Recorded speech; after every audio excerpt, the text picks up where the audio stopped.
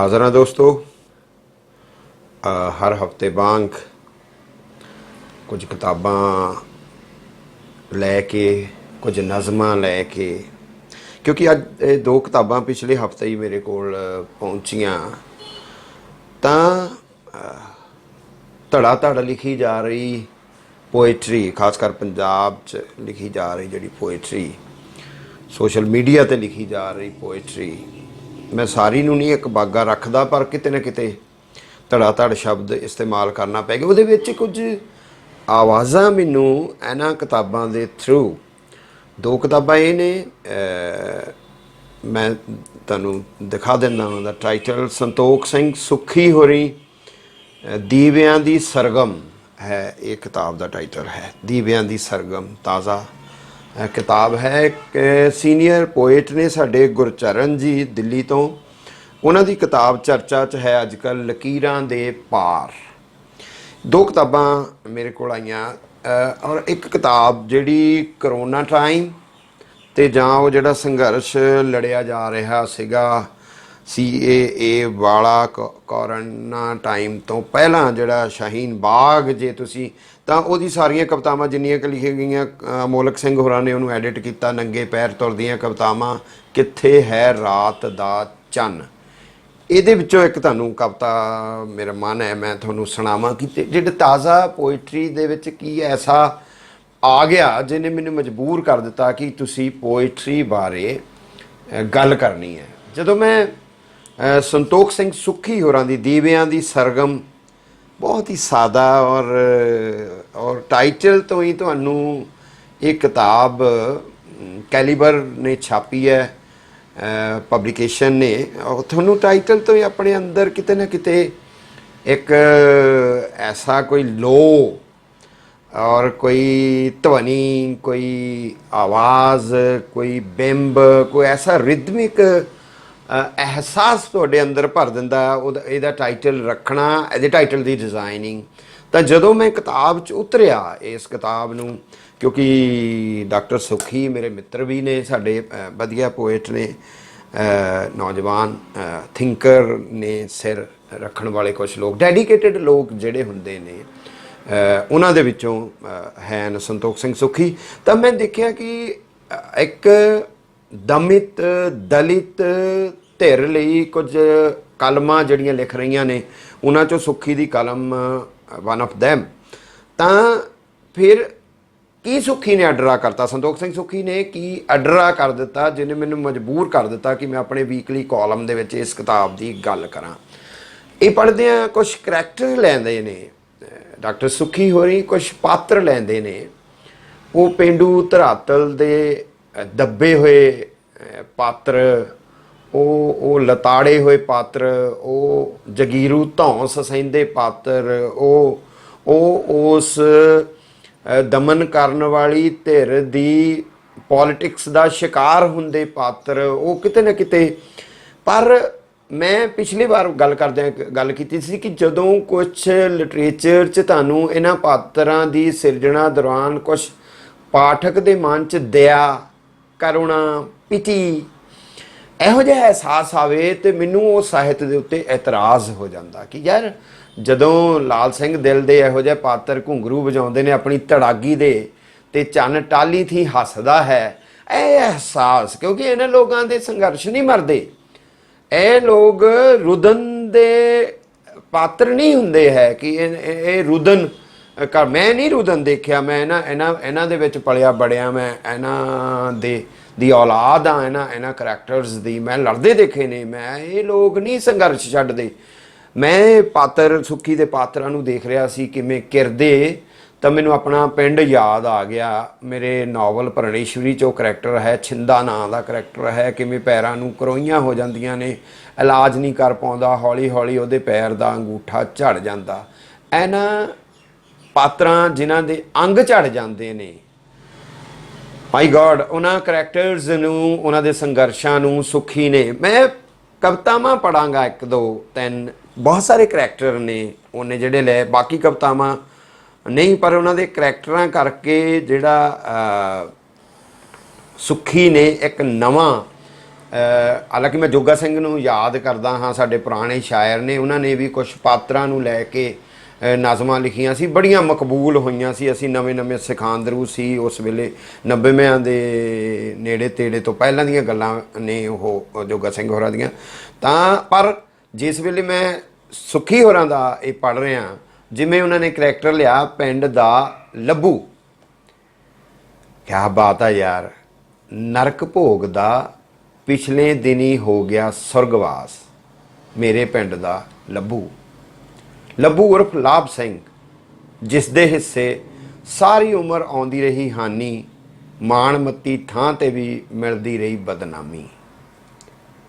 लाइनां देखियो, लब्बू जो हंझुआं ते पसीने नाल लिपदा रहा अपना जिस्म, माई गॉड, पी रही है झील कोई जल दी प्यास। लब्बू जो हंझुआं ते पसीने नाल लिपदा रहा अपना जिस्म, ਉਹ 'ਚ ਇਹ जिस्म लिपना ਜਾਂ ਉਹ ਕੱਚੇ ਕੋਠੇ ਲਿਪਣਾ ਜਾਂ ਉਹ ਤਿਪ ਤਿਪ ਚੋਂਦੇ ਕੋਠਿਆਂ ਦਾ ਦਰਦ, ਜਿਸ ਵੇਲੇ ਤੁਹਾਡੇ ਉਹ ਕੱਚੇ ਕੋਠੇ ਤੁਹਾਡੇ जिस्म 'ਚ ਕਨਵਰਟ ਕਰ ਦਿੰਦਾ ਕੋਈ ਪੋਏਟ, ਕੋਈ ਕਵੀ, ਜਿਸ ਵੇਲੇ ਉਹਦੇ ਵਿੱਚ ਕੋਈ ਤੁਸੀਂ ਸਜੀਵ ਨੂੰ ਨਿਰਜੀਵ 'ਚ ਸਮਿਲਿਤ ਕਰ ਦਿੱਤਾ, ਇੱਕ ਸਾਰ ਕਰ ਦਿੱਤਾ, ਇੱਕ ਮਿਕ ਕਰਤਾ ਕਿ ਭਾਈ ਜਿਵੇਂ ਇੱਕ ਕੋਠਾ ਲਿਪੀਦਾ ਉਵੇਂ ਇੱਕ ਜਿਸਮ ਲਿਪਿਆ ਲੱਭੂ ਨੇ, ਤਾਂ ਰੌਂਗਟੇ ਖੜੇ ਕਰ ਦੇਣ ਵਰਗਾ ਅਹਿਸਾਸ ਇਸ ਪੋਇਮ ਦੇ ਵਿੱਚ ਲੱਭੂ ਨਾਲ। ਲੱਭੂ ਜੋ ਹੰਝੂਆਂ ਤੇ ਪਸੀਨੇ ਨਾਲ ਲਿਪਦਾ ਰਿਹਾ ਆਪਣਾ ਜਿਸਮ, ਨਾ ਦੇਖੀ ਸੀ ਕਿਸੇ ਨੇ ਉਸ ਦੇ ਪਿੰਡੇ ਦੀ ਅਸਲੀ ਪਰਤ।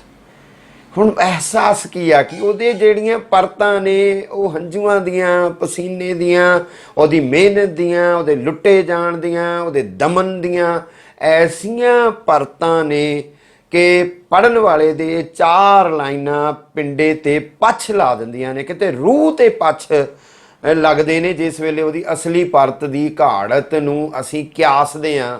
एक पोएट कियासदा है, किते सुखी दे मन च, उस पोएट दे मन च, उस द्रवित हो गए पोएट दे मन च ऐसा नक्श ओदा जां ओदी असली परत दा ऐसी घाड़त किते पई होएगी, ਉਹ घाड़त ਜਿਹੜੀ है, ਜਿਹੜੀ ਉਹਨੂੰ ਕਰੋਚਦੀ ਹੈ ਅੰਦਰੋਂ ਅੰਦਰੀ ਕਿਤੇ ਕਵੀ ਨੂੰ, ਔਰ ਉਹ ਫਿਰ ਕਿਵੇਂ ਉਹਦੇ ਵਿੱਚ ਦੀ ਲੰਘਦਿਆਂ ਮਹਿਸੂਸ ਕਰਦਾ ਹੈ ਕਿ ਉਹਨੇ ਆਪਣੇ ਮੋਢਿਆਂ ਤੇ ਲਾਸ਼ ਚੁੱਕੀ ਹੋਈ ਆ ਤੇ ਲਾਸ਼ ਵਿੱਚੋਂ ਮਰੇ ਸੁਪਨਿਆਂ ਦੀ ਆਉਂਦੀ ਹੈ ਦੁਰਗੰਧ। ਫਿਰ ਲੱਭੂ ਕਿਵੇਂ ਜਿਉਂਦਾ, ਉਹ ਸੂਰਜ ਦਾ ਦਾਵਾ ਕਰਦਾ, ਫਿਰ ਉਹ ਜਿਹੜਾ ਤਪਸ਼ ਦੀ ਘਾਟ ਉਹਦੇ ਅੰਦਰ ਸਦੀਆਂ ਦੀ ਕਿਵੇਂ ਸੇਕ ਮਾਰ ਦਿੱਤਾ ਹੈ, ਗਰਮੀ ਉਮਸ ਪੈਦਾ ਕਰ ਦਿੱਤਾ ਹੈ ਉਹਦੇ ਮਨ ਦੇ ਵਿੱਚ। ਫਿਰ ਕਿਵੇਂ ਲੱਭੂ ਇੱਕ ਮਲਟੀ ਡਾਇਮੈਂਸ਼ਨਲ, ਇੱਕ ਹਿਸਟੋਰੀਕਲੀ ਜਿਹੜਾ ਕੈਟੇਗਰਾਈਜ਼ ਕਰ ਦਿੱਤਾ, ਕਿਵੇਂ ਕਿ ਲੱਭੂ ਉਹ ਪੈਦਾ ਕਰਦਾ ਹੈ ਜਿਹੜਾ ਆਜ਼ਾਦੀ ਦੇ ਵੇਲੇ 'ਚ ਕਿਸੇ ਵਿਸਫੋਟਕ ਦੇ ਅੱਖ 'ਚ ਪੈਣ ਨਾਲ, ਦੇਖੋ ਤੁਸੀਂ ਕੈਸਾ ਕਰੈਕਟਰ ਆ ਜਿਹਦੇ ਅੱਖ 'ਚ ਵਿਸਫੋਟਕ ਪਿਆ ਆ ਆਜ਼ਾਦੀ ਦੀ ਲੜਾਈ ਦੌਰਾਨ, ਔਰ ਉਹ ਇੱਕ ਅੱਖ ਵਾਲਾ ਹੋ ਗਿਆ, ਔਰ 2 ਅੱਖਾਂ ਵਾਲਿਆਂ ਨੂੰ ਉਹਦਾ ਚਿਹਰਾ ਕਦੇ ਨਹੀਂ ਦਿਸਿਆ, ਉਹਦੀਆਂ ਝੁਰੜੀਆਂ, ਉਹਦੀਆਂ ਚਿੰਤਾਵਾਂ, ਉਹ ਬੇਅਦਬੀ ਨਾਲ ਦਾੜੀ 'ਚ ਪੈਂਦੇ ਫੁੱਲ। ਸੋ ਕਹਿੰਦਾ ਹੱਸਦੇ ਸਨ ਲੋਕ ਜਿਸ ਦਿਨ ਆਪਣੀ ਇੱਕ ਅੱਖ ਵਿੱਚ ਸੁਰਮਾ ਪਾਉਂਦਾ। ਹੁਣ ਕਵੀ ਲੋਕ ਹੱਸਦੇ ਨੇ, ਅੱਖ ਗਵਾ ਲਈ ਹੈ, ਆਜ਼ਾਦੀ ਦੀ ਲੜਾਈ ਹੈ, ਵਿਸਫੋਟਕ ਕਿੰਨੇ ਗਹਿਰੇ ਕਿਸੇ ਇੱਕ ਧਿਰ ਦਾ ਜਾਮਨ ਬਣਾ ਕੇ, ਗਵਾਹ ਬਣਾ ਕੇ, ਰਿਪਰੈਜ਼ੈਂਟੇਟਿਵ ਬਣਾ ਕੇ ਪੋਏਟ ਉਹਨੂੰ ਪੇਸ਼ ਕਰ ਰਿਹਾ ਹੈ। ਤੇ 47 ਦੇ ਵਿੱਚ ਉਹਦਾ ਦੁੱਖ ਦਰਦ ਕੀ ਆ, ਫਿਰ ਪੋਏਟ ਉਹਨੂੰ ਹਰੇ ਇਨਕਲਾਬ 'ਚੋਂ ਜਦੋਂ ਦੇਖਦਾ, ਫਿਰ ਉਹ ਖੱਬੀ ਬਾਂਹ ਜਿਸ ਵੇਲੇ ਮਸ਼ੀਨ ਦੇ ਵਿੱਚ ਆ ਜਾਂਦੀ ਆ, ਉਹਦੀ ਕਣਕ ਉਤਰਨ ਵਾਲੀ ਮਸ਼ੀਨ ਦੇ ਵਿੱਚ ਖੱਬੀ ਬਾਂਹ ਗਵਾਉਂਦਾ ਹੈ ਲੱਭੂ, ਤਾਂ ਫਿਰ ਉਹ ਉਸੇ ਹੀ ਭੂਮੀਹੀਣ ਬੇਜ਼ਮੀਨੇ ਖੇਤ ਮਜ਼ਦੂਰ ਦੀ ਹੋਣੀ ਡਿਊਰਿੰਗ ਗ੍ਰੀਨ ਰੈਵੋਲੂਸ਼ਨ, ਉਹ ਕਿੱਥੇ ਖੜਾ ਸੀਗਾ। ਤੇ ਨਿਊ ਰਿਚ ਪੈਜੈਂਟਰੀ ਦੇ ਪੈਦਾ ਹੋਣ ਤੇ ਵੀ ਉਹਦੇ ਜਿਹੜੇ ਹਾਲਾਤ ਸੀਰੀਪੁਣਾ ਜਾਂ ਫਿਰ ਉਹਦੇ ਹਾਲਾਤ ਜਿਹੜੇ ਸੀਗੇ, ਪੋਏਟ ਜਿਵੇਂ ਦੇਖਦਾ ਕਿ ਲੱਭੂ ਦਾ ਪਰਿਵਾਰ ਅਜੇ ਵੀ ਲੱਭਦਾ ਹੈ ਤੂੜੀ ਵਿੱਚੋਂ ਬਾਪ ਦਾ ਪੰਜਾ, ਜਿਸ ਦੀਆਂ ਉਂਗਲੀਆਂ ਨਾੜ ਵਾਂਗ ਕਰ ਦਿੱਤੀਆਂ ਸਨ ਤੂੜ ਤੂੜ। ਕਿਆ ਕਿਆ ਕਿਆ ਕੀ ਕਹੋਗੇ ਇਸ ਤਰੀਕੇ ਨੂੰ? ਇੱਕੋ ਹੀ ਲੱਭੂ ਦੇ ਵਿੱਚੋਂ ਇੱਕ ਦੇਖੋ ਨਵੀਂ ਆਜ਼ਾਦੀ ਮਿਲ ਰਹੀ ਹੈ, ਇੱਕ ਲੜਾਈ ਚੱਲ ਰਹੀ ਹੈ, ਉਹਦੇ ਵਿੱਚ ਲੱਭੂ ਦਾ ਕਰੈਕਟਰ, ਦਮਿਤ ਧਿਰ ਦਾ ਕਰੈਕਟਰ ਕਿੱਥੇ ਮਾਰ ਖਾ ਰਿਹਾ ਹੈ। ਹਰਾ ਇਨਕਲਾਬ ਆ ਰਿਹਾ ਹੈ ਤਾਂ ਉਹ ਨਾਲ ਕਿਸਾਨੀ ਦੇ ਨਾਲ ਹੂਲਮਾ ਆਪਣਾ ਯੋਗਦਾਨ ਪਾ ਰਿਹਾ ਹੈ, ਪਰ ਉਹਦੇ ਪੱਲੇ ਕੀ ਪੈ ਰਿਹਾ ਹੈ। ਤਾਂ ਫਿਰ ਉਹ ਸਾਰੇ ਦੇ ਸਾਰਾ ਉਸ ਤੋਂ ਬਾਅਦ ਦਾ ਇੱਕ ਪੀਰੀਅਡ ਹੈ ਜਿਸ ਵੇਲੇ ਨਿਊ ਪੈਜੈਂਟਰੀ ਹੈ, ਤਾਂ ਉਹ ਸਿਰਫ ਵੋਟ ਬੈਂਕ ਤੱਕ ਪੱਥਰ ਹੋ ਕੇ ਰਹਿ ਗਿਆ। ਲੱਭੂ ਤੀਸਰੀ ਕੈਟੇਗਰਾਈਜ਼ ਕਰ ਰਿਹਾ ਹੈ ਆਫਟਰ ਦਾ ਗ੍ਰੀਨ ਰੈਵੋਲੂਸ਼ਨ, ਜਿਸ ਵੇਲੇ ਫਿਰ ਪੋਲੀਟਿਕਸ ਨਵੇਂ ਉਹ ਫਿਰ ਪੰਜਾਬ ਕਿਵੇਂ ਘਾਣ ਹੁੰਦਾ ਹੈ, ਲੜਾਈਆਂ ਹੁੰਦੀਆਂ ਨੇ, ਔਰ ਉਸ ਤੋਂ ਬਾਅਦ ਫਿਰ ਕਿਵੇਂ ਧਰਮ ਦੇ ਨਾਂ ਦੇ ਉੱਤੇ ਕੈਟੇਗਰਾਈਜ਼ ਹੁੰਦਾ ਹੈ। ਤਾਂ ਲੱਭੂ ਫਿਰ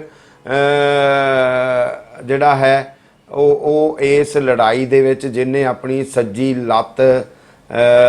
ਲੱਤੋਂ ਆਰਾ ਹੋ ਗਿਆ ਸੀਗਾ, ਇਸ ਸਾਰਾ ਜ਼ੁਲਮ ਸਹਿੰਦਿਆਂ ਚੌਥੇ ਪੌੜੇ ਤੇ ਬੈਠਦਿਆਂ ਜਾਂ ਆਪਣੀ ਜ਼ਿੰਦਗੀ ਨੂੰ ਰੀਂਗਦਿਆਂ ਚਲਾਉਂਦਿਆਂ ਲੜਦਿਆਂ ਸੰਘਰਸ਼ ਕਰਦਿਆਂ, ਜਿਹਦੇ ਘੋੜੇ ਵਰਗਾ ਕਰਨ ਲਈ ਸਿੰਗੀ ਕਾਟ ਨੇ ਕਿਹਾ ਸੀ ਕਿ ਤੇਰੇ ਗੋਡਿਆਂ ਤੇ ਸਿੰਗੀ ਲਾਵਾਂਗਾ, ਤੈਨੂੰ ਘੋੜੇ ਵਰਗਾ ਕਰ ਦਿਆਂਗਾ। ਤਾਂ ਲੱਭੂ ਸਿੰਗੀ ਕਾਟ ਤਾਂ ਹੋ ਗਿਆ ਘੋੜੇ ਵਰਗਾ, ਪਰ ਲੱਭੂ ਦਾ ਦੂਸਰਾ ਨਾਂ ਹੀਰ ਦਾ ਚਾਚਾ ਹੋ ਗਿਆ, ਉਹ ਲੰਗੜਾ ਹੋ ਗਿਆ। ਹੁਣ ਕਾਣਾ ਟੁੰਡਾ ਤੇ ਲੰਗੜਾ ਲੱਭੂ ਪਿੰਡ ਨੂੰ ਕੋਝ ਲੱਗਦਾ ਸੀ। ਤਾਂ ਦਿਸ ਇਜ਼ ਆਇਰਨੀ, ਇਹ ਵਿਡੰਬਨਾ ਹੈ। ਉਹ ਕਹਿੰਦਾ ਕਿਹਦੇ ਕੋਲੋਂ ਕੀ ਲੁਕਾਉਂਦਾ, ਪਰ ਜੇ ਲੁਕਾਉਂਦਾ ਤਾਂ ਕੀ ਲੁਕਾਉਂਦਾ, ਕਿੱਥੇ ਲੁਕਾਉਂਦਾ, ਲੁਕੋਇਆ ਕੀ ਲੁਕਦਾ। ਔਰ ਉਹਦੇ ਫਿਰ ਸਾਰੇ ਸਵਾਲ ਜਿਹੜੇ ਨੇ ਉਹ ਕਿਵੇਂ ਅਰਦਾਸ ਵੇਲੇ, ਜਿਸ ਵੇਲੇ ਉਹ ਸਵਰਗਵਾਸ ਹੋ ਗਿਆ ਹੈ, ਤਾਂ ਉਹਦੀ ਅਰਦਾਸ ਵੇਲੇ ਅਖੀਰਲੇ ਸਮੇਂ ਉਹਨੂੰ ਇੱਕ ਇੱਜ਼ਤ ਮਿਲਦੀ ਹੈ ਜਦੋਂ ਭਾਈ ਲੱਭੂ ਨੂੰ ਲਾਭ ਸਿੰਘ ਕਹਿੰਦਾ, ਪਰ ਫਿਰ ਵੀ ਕਿਤੇ ਨਾ ਕਿਤੇ ਵਿਅੰਗ, ਕਿਤੇ ਨਾ ਕਿਤੇ ਉਹਦੀ ਸਾਰੀ ਦੀ ਸਾਰੀ ਦੁਖਦ ਗਾਥਾ ਦੇ ਵਿੱਚੋਂ ਕਿਤੇ ਉਹ ਜਿਹੜੇ ਸਿੰਗਲ ਕੌਮੀਆਂ 'ਚ ਇੱਜ਼ਤ ਪੋਇਟ ਦੇਖਦਾ, ਪਰ ਪਿੰਡ ਦੇ ਹਾਸੇ 'ਚੋਂ ਫਿਰ ਲੱਭੂ ਇੱਕ ਵਾਰ ਮਰ ਜਾਂਦਾ ਆ ਸਵਰਗਵਾਸ ਹੋਣ ਤੋਂ ਬਾਅਦ ਵੀ। ਸੋ ਉਹ ਕਿਵੇਂ ਡਾਕਟਰ ਸੁੱਖੀ ਨੇ ਇੱਕ ਲੱਭੂ ਦੇ ਕੈਰੈਕਟਰ ਦੇ ਵਿੱਚੋਂ ਦਮਿਤ ਧਿਰ ਦੀ, ਸ਼੍ਰਮਿਕ ਸ਼੍ਰੇਣੀਆਂ ਦੀ ਜਿਹੜੀ ਇੱਕ ਆਜ਼ਾਦੀ ਤੋਂ ਬਾਅਦ ਦੀਆਂ ਲੜਾਈਆਂ ਔਰ ਸਮਾਜ 'ਚ ਉਹਦੀ ਥਾਂ ਨੂੰ ਕਿਵੇਂ ਉਹ ਨਿਰਧਾਰਿਤ ਕਰਦਾ ਹੈ, ਔਰ ਕਿੰਨੀ ਪੋਇਟਿਕ ਅੰਦਾਜ਼ ਦੇ ਵਿੱਚ, ਇੰਨੀ ਡੈਪਥ ਦੇ ਵਿੱਚ ਕਰਦਾ ਸੁੱਖੀ। ਤਾਂ ਮੈਨੂੰ ਲੱਗਿਆ ਕਿ ਹਾਂ ਯਾਰ, ਨਹੀਂ, ਇਹ ਕੁਛ ਕਰੈਕਟਰ ਆਏ ਨੇ ਜਿਨ੍ਹਾਂ ਦੀ ਵੇਦਨਾ ਨੂੰ ਸਮਝਣਾ ਬਣਦਾ, ਜਿਨ੍ਹਾਂ ਨੂੰ ਡਿਸਕਸ ਕਰਨਾ ਬਣਦਾ। ਦੂਜਾ ਕਰੈਕਟਰ ਤਾਈ ਜੰਗੀਰੋ ਦਾ ਆ। ਨੇਰ ਪੱਖ 'ਚ ਜੰਮ, ਨੇਰਿਆਂ 'ਚ ਪਲੀ, ਨੇਰਿਆਂ 'ਚ ਵਸੀ, ਨੇਰਿਆਂ 'ਚ ਅਜੇ ਤੱਕ ਤੁਰ ਰਹੀ ਹੈ ਤਾਈ ਜੰਗੀਰੋ। ਮਾਈ ਗॉड, ਤਾਈ ਜੰਗੀਰੋ ਜਦੋਂ ਜੰਮੀ ਸੀ ਤਾਂ ਪਿਤਾ ਪਰਦੇਸ ਤੁਰਿਆ, ਮਾਂ ਅੰਦਰੋਂ ਪਤਾ ਨਹੀਂ ਕੀ ਖੁਰਿਆ। ਜਦੋਂ ਵੱਡੀ ਹੋਈ ਪੁੱਛਿਆ, ਬੇਬੇ ਕਿੱਥੇ ਹੈ ਮੇਰਾ ਬਾਪੂ? ਮਾਂ ਨੇ ਉੱਤਰ ਦਿੱਤਾ, ਉਹ ਉੱਪਰ ਗਿਆ ਹੈ ਚੰਦ ਕੋਲੇ, ਉੱਥੋਂ ਰੋਟੀਆਂ ਲੈਣ ਗਿਆ ਹੈ, ਉੱਥੋਂ ਸਿੱਟੇਗਾ ਸਾਨੂੰ ਰੋਟੀਆਂ ਹੀ ਰੋਟੀਆਂ ਤੇ ਆਪਣਾ ਘਰ ਰੋਟੀਆਂ ਨਾਲ ਭਰ ਜਾਏਗਾ। ਔਰ ਫਿਰ ਜਿਸ ਵੇਲੇ ਉਹਦੇ ਨਸੀਬੋ ਦੇ ਦੰਦ ਟੁੱਟਦੇ ਨੇ ਤਾਂ ਕਿਵੇਂ ਫਿਰ ਉਹ ਆਪਣੀ ਕੁੱਖ 'ਚ ਚਿਰਾਗ ਲੈ ਕੇ ਅੱਗੇ ਵੱਧਦੀ ਹੈ। 3 ਪੀੜ੍ਹੀਆਂ ਤੱਕ ਦਾ ਸਾਰਾ ਦੁਖਾਂਤ। ਫਿਰ ਉਹਨੂੰ ਉਹਦੇ ਬੱਚੇ ਪੁੱਛਦੇ ਨੇ, ਚਿਰਾਗ ਪੁੱਛਦੇ ਕਿੱਥੇ ਗਿਆ ਬੇਬੇ ਸਾਡਾ ਬਾਪੂ? ਤਾਂ ਮਾਂ ਤੋਂ ਸੁਣਿਆ ਜਵਾਬ ਦਿੰਦੀ ਹੈ, ਪੁੱਤ ਨਾਨੇ ਕੋਲ ਗਿਆ, ਜਿਹੜਾ ਸਾਲਾਂ ਪਹਿਲਾਂ ਗਿਆ ਸੀ ਚੰਦਰਮਾ ਕੋਲ। ਬੁਲਾ ਲਿਆ ਸੀ ਨਾਨੇ ਨੇ, ਚੱਕੀ ਨਹੀਂ ਸੀ ਜਾ ਰਹੀ ਉਸ ਤੋਂ ਰੋਟੀਆਂ ਦੀ ਪੰਡ। ਹੁਣ ਉਹ ਰੋਟੀਆਂ ਲਿਆਵੇਗਾ, ਆਪਾਂ ਖਾਵਾਂਗੇ ਰੋਟੀਆਂ ਰੱਜ ਕੇ, ਤੇ ਉਹ ਭਰੇਗਾ ਤੁਹਾਡੀਆਂ ਝੋਲੀਆਂ 'ਚ ਨਾ ਸਾਂਭੇ ਜਾਣ ਵਾਲੇ ਸੁਪਨੇ। ਔਰ ਉਹ ਸੁਪਨੇ ਜਿਹੜੇ ਫਿਰ ਕਿੱਥੇ ਬਗਾਨੀਆਂ ਵੱਟਾਂ ਤੇ ਗੁਆਚਦੇ ਨੇ। ਉਹਨਾਂ ਦਾ ਐਸਾ ਮਾਰਮਿਕ ਵਰਣਨ, ਐਸਾ ਤਪਸ਼ ਪੈਦਾ ਕਰ ਦੇਣ ਵਾਲਾ ਅਹਿਸਾਸ। ਬਸ ਤਾਈ ਚੁੱਪ ਰਹਿੰਦੀ, ਕਿਸੇ ਨੂੰ ਕੁਝ ਨਾ ਕਹਿੰਦੀ, ਬਗਾਨੀਆਂ ਵੱਟਾਂ ਤੋਂ ਕੱਖ ਖੋਤਦੀ, ਗਾਂ ਦਾ ਦੁੱਧ ਸਾਵਾਂ ਵੇਚਦੀ। ਬਹੁਤੀ ਵਾਰੀ ਗਾਂ ਉਸ ਨੂੰ ਸੱਚਮੁੱਚ ਮਾਂ ਲੱਗਦੀ, ਜਿਹੜੀ ਢਿੱਡ ਦਾ ਤੋਰਾ ਤੋਰਦੀ। ਸੋ ਨਿੱਕੀਆਂ ਨਿੱਕੀਆਂ ਛੋਹਾਂ ਨੇ ਉਹਨਾਂ ਦੀ ਰਿਅਲਿਸਟਿਕ, ਉਹਨਾਂ ਦੇ ਅਨੁਭਵ ਦੀਆਂ, ਉਹਨਾਂ ਦੇ ਤਰਜ਼ ਜ਼ਿੰਦਗੀ ਦੀਆਂ, ਕਿ ਕਿਵੇਂ ਉਹ ਕਪਾਹ ਚੁਗਦੀ ਆ, ਟੀਂਡੇ ਮਰੋੜਦੀ ਆ, ਬਗਾਨਾ ਸੂਤ ਕੱਤਦੀ ਆ, ਜਵਾਕਾਂ ਦਾ ਢਿੱਡ ਭਰਦੀ ਆ, ਥੱਕਦੀ ਨਹੀਂ ਆ। ਤਾਈ ਜੰਗੀਰੋ ਘਰ ਦੇ ਨੁੱਕਰੇ ਪਿਆ ਸੰਦੂਕ ਔਰ ਉਹਦੇ 'ਚ ਲੱਗਿਆ ਸ਼ੀਸ਼ਾ, ਔਰ ਫਿਰ ਉਹ ਜਿਸ ਵੇਲੇ ਉਹ ਦੇਖਦੀ ਹੈ ਕਿ ਗਰੀਬਾਂ ਤੇ ਸ਼ੀਸ਼ਿਆਂ ਦਾ ਕੋਈ ਮੇਲ ਨਹੀਂ, ਫਿਰ ਉਹਦੀ ਧੀ ਅੱਗੋਂ ਦੋਹਤੀਆਂ ਅੱਗੋਂ ਸਾਰੀ ਦੀ ਸਾਰੀ, ਫਿਰ ਜੋ ਧੀ ਦੋ ਚਿਰਾਗ ਲੈ ਘਰ ਮੁੜੀ, ਮਾਂ ਦੀ ਦੇਹਲੀ ਤੇ ਮੁੜ ਖੜੀ, ਬੱਚਿਆਂ ਦੇ ਹੱਥਾਂ ਤੇ ਬੰਨੀ ਸੀ ਘੜੀ, ਉਹ ਘੜੀ ਜਿਹੜੀ ਸਦੀਆਂ ਤੋਂ ਸੀ ਖੜੀ, ਬੱਚਿਆਂ ਕੀਤਾ ਫਿਰ ਵਿਰਾਸਤੀ ਸਵਾਲ, ਬੀਬੀ ਕਿੱਥੇ ਹੈ ਸਾਡਾ ਪਾਪਾ। ਧੀ ਰੋਂਦੀ, ਮਾਂ ਵੱਲ ਤੱਕਦੀ, ਖੜੀ ਘੜੀ ਵੱਲ ਤੱਕਦੀ, ਨੀਵੀਂ ਭਾ ਦੱਸਦੀ, ਪੁੱਤ ਤੁਹਾਡੇ ਨਾਨੇ ਕੋਲ ਗਿਆ ਸੀ ਚੰਦਰਮਾ ਤੇ ਰੋਟੀਆਂ ਚਕਾਉਣ, ਅਜੇ ਮੁੜਿਆ ਨਹੀਂ, ਰੁਕ ਗਿਆ ਹੋਣਾ ਕਿਤੇ, ਥੱਕ ਗਿਆ ਹੋਣਾ, ਆਰਾਮ ਕਰਦਾ ਹੋਊ, ਥਕੇਵਾਂ ਬਾਹਲਾ ਹੋ ਗਿਆ। ਔਰ ਉਸ ਸਾਰੀ ਜ਼ਿੰਦਗੀ ਨੂੰ ਕਿਵੇਂ ਤਾਈ ਦੇ ਹੱਥ ਕੰਬਦੇ ਨੇ, ਸਿਰ ਹਿੱਲਦਾ ਹੈ, ਅਜੇ ਵੀ ਉਹ ਕਿਸੇ ਡੋਲਦੀ ਨਹੀਂ, ਕਿਸੇ ਰੱਬ ਨੂੰ ਨਹੀਂ ਮੰਨਦੀ, ਕਿਸੇ ਦੀ ਪੂਜਾ ਨਹੀਂ ਕਰਦੀ, ਅਜੇ ਵੀ ਤਾਈ ਜੰਗੀਰੋ ਕਿਰਤ ਕਰਦੀ ਹੈ। ਔਰ ਉਸ ਕਿਰਤ ਨੂੰ ਵਡਿਆਉਣਾ, ਉਸ ਕਿਰਤ ਨੂੰ ਜਦੋਂ ਅਸੀਂ ਸਤਿਗੁਰੂ ਨਾਨਕ ਦੇਵ ਨਾਲ ਕਿਰਤ ਕਰੋ ਦੇ ਕਨਸੈਪਟ ਨਾਲ ਜੋੜਦੇ ਹਾਂ, ਅਸੀਂ ਜਦੋਂ ਕਿਰਤ ਦੀ ਆਪਣੀ ਮਹੱਤਵ ਦੀ ਗੱਲ ਕਰਦੇ ਹਾਂ, ਅਸੀਂ ਜਦੋਂ ਕਿਰਤੀ ਸ਼੍ਰੇਣੀਆਂ ਦੀ ਗੱਲ ਕਰਦੇ ਹਾਂ, ਅਸੀਂ ਜਦੋਂ ਆਰਟੀਜ਼ਨ ਸ਼੍ਰੇਣੀਆਂ ਦੀ ਗੱਲ ਕਰਦੇ ਹਾਂ, ਤਾਂ ਤਾਈ ਜੰਗੀਰੋ ਇੱਕ ਕਿਰਤੀ ਦੇ ਰੂਪ ਦੇ ਵਿੱਚ ਕਿਤੇ ਨਾ ਕਿਤੇ ਸਤਿਗੁਰ ਕਬੀਰ ਵਾਂਗ ਤਾਣਾ ਤਣਦੀ ਆਪਣੀ ਜ਼ਿੰਦਗੀ ਦਾ ਇੱਕ ਪੋਇਟ ਦੇ ਮਨ ਦੇ ਵਿੱਚ ਇੱਕ ਆਪਣੀ ਆਭਾ, ਇੱਕ ਆਪਣਾ ਮੈਗਨੈਟਿਕ ਡਾਇਨਾਮਿਕ ਫੀਲਡ, ਇੱਕ ਆਪਣਾ ਔਰਾ ਛੱਡਦੀ ਆ। ਉਹ ਤੇਜਸਵੀ ਔਰਾ ਜਿਹੜਾ ਇਹਨਾਂ ਕਿਰਤੀ ਔਰਤਾਂ ਦੇ ਚਿਹਰਿਆਂ ਤੇ ਮੈਂ ਦੇਖਿਆ ਹੋਇਆ, ਜਿਹੜਾ ਸੁੱਖੀ ਨੂੰ ਦੀਦਾ ਹੈ ਕਿਤੇ। ਐਵੇਂ ਹੀ ਇੱਕ ਕਰੈਕਟਰ ਉਹ ਲੈਂਦਾ ਹੈ ਭਗਤਾ ਫਕੀਰ, ਔਰ ਉਹ ਸੀਰੀ ਹੈ, ਵਿਹੜੇ ਵਾਲਾ ਭਗਤਾ ਸੀਰੀ, ਭੇਸ 'ਚ ਫਕੀਰੀ, ਜੀਵਨ ਲਕੀਰੀ, ਜਿਹੜਾ ਝੋਕਦਾ ਰਿਹਾ ਸਾਰੀ ਉਮਰ ਜੀਵਨ ਦੀ ਭੱਠੀ 'ਚ ਧੁਆਂਖਿਆ ਮਨ, ਮਟਮੈਲਾ ਸੀ ਸਰੀਰੀ। ਔਰ ਪਿੰਡ ਦੇ ਮੁੰਡੇ ਉਸ ਦੀ ਪਤਨੀ ਨੂੰ ਦੇਖ ਮਖੌਲਾਂ ਕਰਦੇ, ਹਿੱਕਾਂ ਲਾਉਂਦੇ, ਧਾਰਨਾ ਗਾਉਂਦੇ, ਭਗਤੇ ਨੂੰ ਛੱਡ ਕੇ ਜਗਤੇ ਨੂੰ ਕਰ ਲੈ, 2 ਦਿਨ ਦੀ ਜ਼ਿੰਦਗੀ ਕੋਈ ਨਵਾਂ ਰੰਗ ਭਰ ਲੈ। ਔਰ ਉਹ ਹਿਸਾਬੀਆਂ ਨਾਲ ਸੀਰੀ ਹੈ,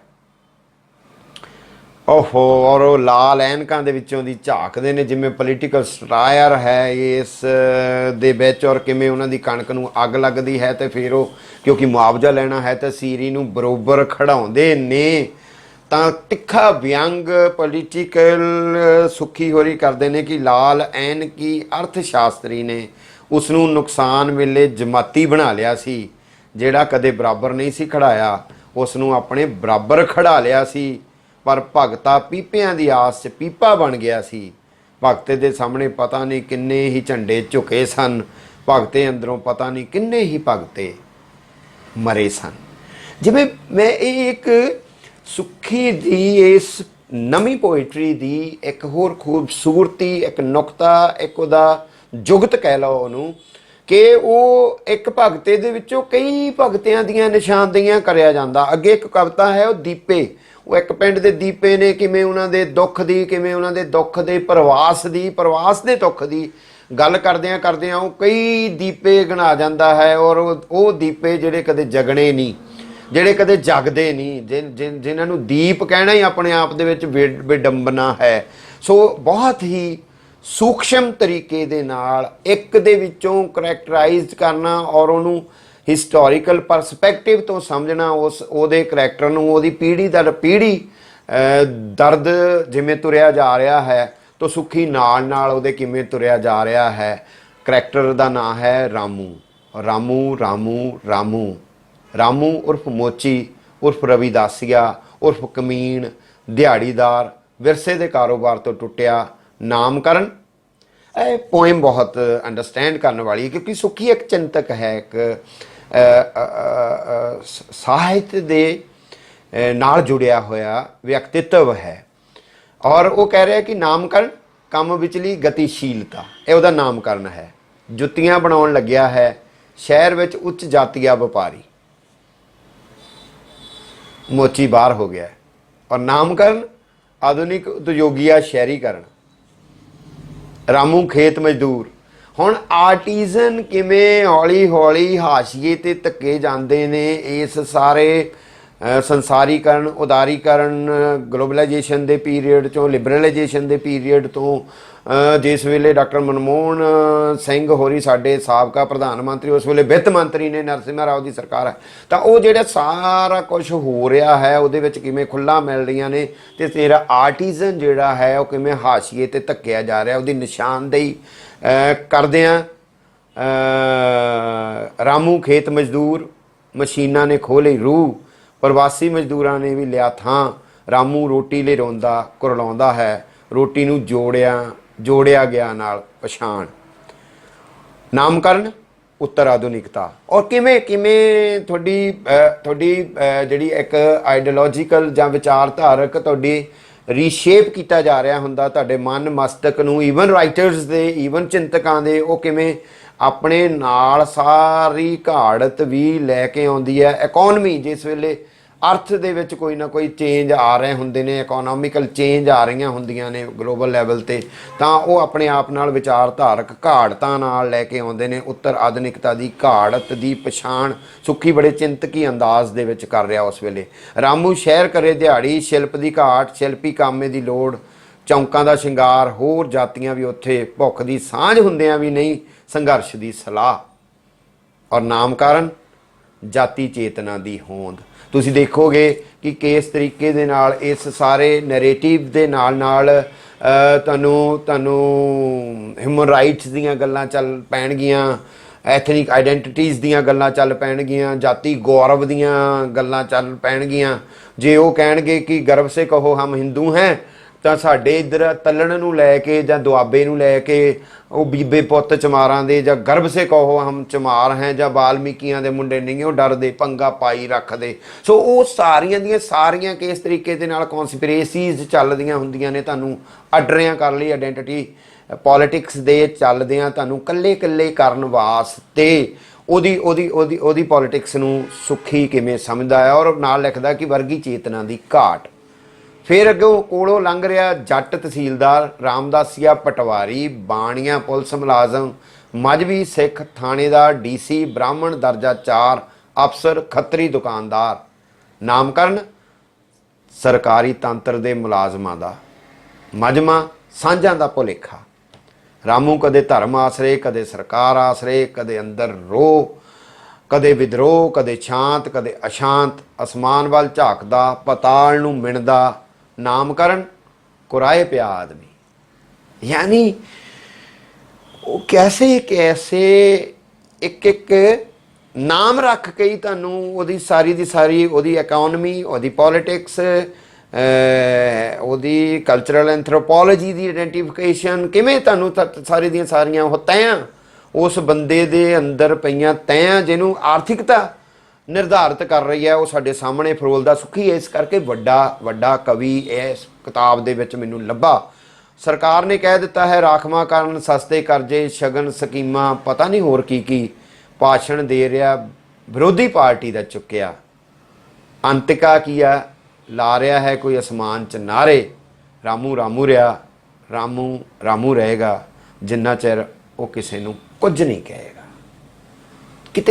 ਕਿਤੇ ਵੀ ਨਾਰਾ ਨਹੀਂ ਬਣਨ ਦਿੱਤਾ। ਬਹੁਤ ਸਾਰੀਆਂ ਹੋਰ ਕਵਿਤਾਵਾਂ ਨੇ ਜਿਹਦੇ ਵਿੱਚ ਅਸੀਂ ਗੱਲਾਂ ਕਰ ਸਕਦੇ ਹਾਂ ਸੁੱਖੀ ਹੋਰਾਂ ਦੀ ਪੋਇਟਰੀ ਨੂੰ ਲੈ ਕੇ, ਕਿ ਇਸ ਅਹਿਸਾਸ ਦੀ ਨਵੀਂ ਤਾਜ਼ਗੀ ਦੇ ਅਹਿਸਾਸ ਦੀ ਨਵੇਂ ਇਹਨਾਂ ਸਾਰੀਆਂ ਨਤਾਣੀਆਂ ਧਿਰਾਂ ਦੇ ਇੱਕ ਨਵੇਂ ਜਾਵੀਏ ਤੋਂ ਨਵੇਂ ਪੋਇਟਿਕ ਅੰਦਾਜ਼ ਦੇ ਵਿੱਚ ਕਿਸ ਤਰੀਕੇ ਦੇ ਨਾਲ ਉਹਨਾਂ ਦੇ ਦੁੱਖਾਂ ਸੁੱਖਾਂ ਨੂੰ ਫਰੋਲਦਾ। ਪਰ ਮੈਨੂੰ ਇਹ ਲੱਗਾ ਸੀਗਾ ਕਿ ਜਿਵੇਂ ਇਸ ਤਰੀਕੇ ਦੇ ਕੈਟੇਗਰਾਈਜ਼ ਉਹਨੇ ਕਰੈਕਟਰ ਕੀਤੇ ਨੇ ਸੁੱਖੀ ਨੇ, ਉਹਨਾਂ ਦੇ ਕਰਕੇ ਇਹ ਕਿਤਾਬ ਉਹਨਾਂ ਦੀ ਜੇ ਕਿਤੇ ਜਾਣੀ ਜਾਏਗੀ ਤਾਂ ਇਹਨਾਂ ਕਰੈਕਟਰਾਂ ਕਰਕੇ ਲਾਜ਼ਮ ਹੈ ਜਿਹੜੀ ਜਾਣੀ ਜਾਏਗੀ। ਮੈਂ ਆਪਣੇ ਪਾਠਕਾਂ ਨਾਲ, ਦਰਸ਼ਕਾਂ ਦੇ ਨਾਲ, ਦੋਸਤਾਂ ਦੇ ਨਾਲ ਇਹ ਗੱਲ ਸਾਂਝੀ ਕਰਨਾ ਚਾਹੁੰਦਾ ਸੀਗਾ। ਲੰਬਾ ਨਹੀਂ ਲਿਜਾਣਾ ਆਪਾਂ।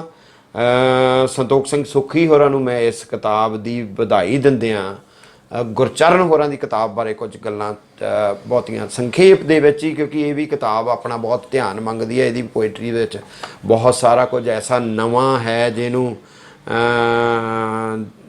ਦੁਰਘਟਨਾਵਾਂ, ਜੀਵਨ ਮ੍ਰਿਤੂ, ਮਹਾਨਗਰ ਦੇ ਬਾਜ਼ਾਰ 'ਚ ਘੁੰਮਦਿਆਂ, ਚਿੱਠੀਆਂ, ਪਰਿੰਦੇ, ਮਿੱਟੀ ਦਾ ਦੀਵਾ, ਘਰ, ਸ਼ਤਰੰਜ ਦੀ ਇਹ ਬਾਤ, ਬਹੁਤ ਸਾਰੀਆਂ ਐਸੀਆਂ ਕਵਿਤਾਵਾਂ ਨੇ ਇਹਦੇ ਵਿੱਚ ਜਿਨ੍ਹਾਂ ਬਾਰੇ ਡਿਟੇਲ 'ਚ ਗੱਲ ਕੀਤੀ ਜਾ ਸਕਦੀ। ਪਰ ਇਸ ਕਿਤਾਬ ਦੇ ਵਿੱਚੋਂ ਵੀ ਮੈਂ ਸਿਰਫ 2 ਕਵਿਤਾਵਾਂ ਦੀ ਗੱਲ ਕਰਾਂਗਾ ਜਿਨ੍ਹਾਂ ਨੇ ਮੇਰਾ ਧਿਆਨ ਖਿੱਚਿਆ।